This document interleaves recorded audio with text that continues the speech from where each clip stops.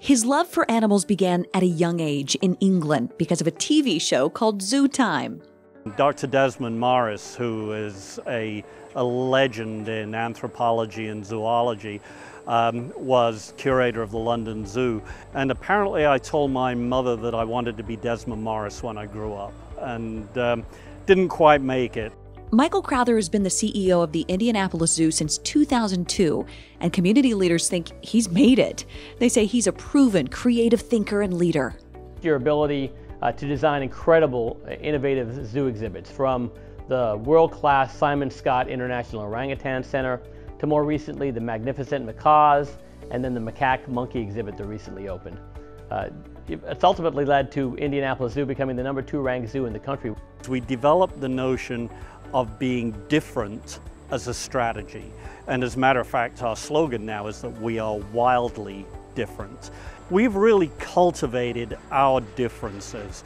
And the result of that is that people in Chicago, people in St. Louis, people in Dayton and Columbus, Ohio, people in Louisville, Kentucky, and Cincinnati, they are traveling to Indianapolis because what we have here is unique.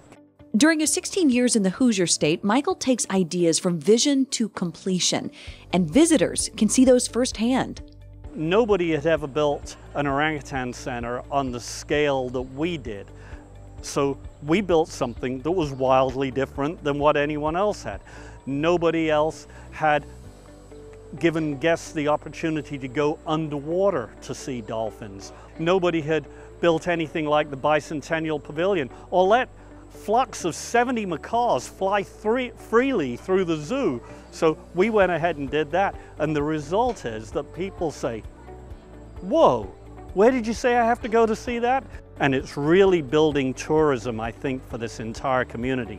It's so great for us when people come in here and they spend their money, they buy gas in our gas stations, they eat at our restaurants, they stay at the hotels. But perhaps the biggest impact for the tourism industry came during Michael's job interview. Somebody wanted to know how we could increase our effectiveness on the global conservation stage, and so we talked it through, and next thing we knew, we had the Indianapolis Prize, which obviously became the world's leading award for animal conservation. Every 2 years, more than 2 billion people around the globe hear the words Indianapolis, Indiana. It's really a prestigious thing that you brought to Indy and put a spotlight on our city and region as a result of developing this incredible prize, which at the same time is also doing great things for species around the world. And even though he's not a Hoosier native, when he talks about Indiana, you can hear the passion in his voice. I didn't just want to work at the Indianapolis Zoo. I wanted to work in Indianapolis. Indiana was certainly something that excited us because we saw values here. Values, leadership, innovation, and passion are just some of the reasons why Michael Crowther is the 2018 Will Cook Indiana Tourism Leadership Award recipient.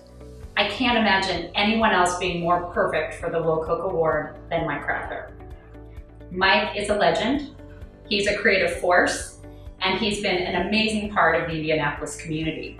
Will Cook developed a business that's become a standard bearer for the Indiana tourism industry. Even after his passing in 2010, Cook's leadership and vision as president of Holiday World and Splashin Safari continues to reverberate throughout the Hoosier State. That's why the Indiana Office of Tourism Development, in conjunction with the Cook family, established the Will Cook Indiana Tourism Leadership Award. The award honors Will's legacy and spirit and recognizes the contributions of those special people who followed in his footsteps.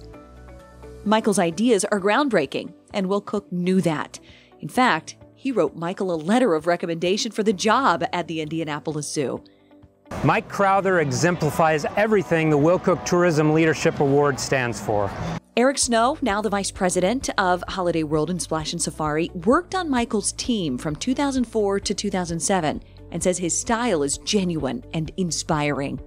While Mike's accent is a bit different than most of us in Indiana, he's unmistakably Hoosier with a sense of hospitality, optimistic and realistic outlook, and his honest-to-goodness spirit to help others. Michael credits his board, the zoo team, and volunteers with the zoo's successes during his tenure.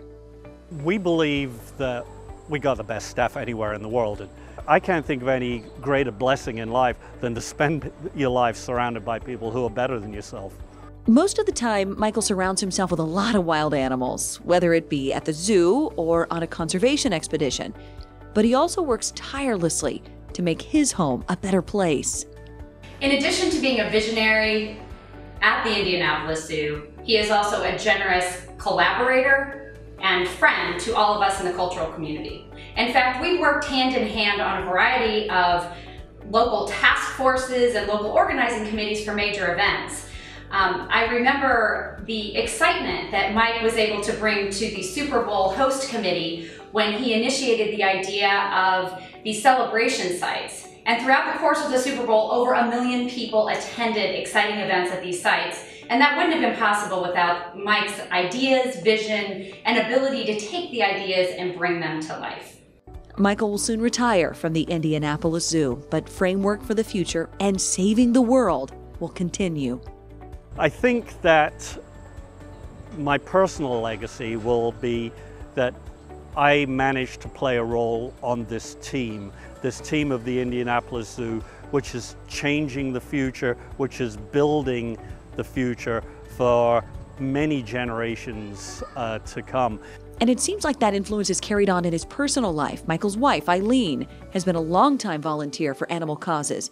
His daughter, Megan, is a veterinarian, and Aaron is an environmental fellow with the Indiana chapter of the Nature Conservancy. We want our kids to grow up and say, I'm going to grow up and save the world.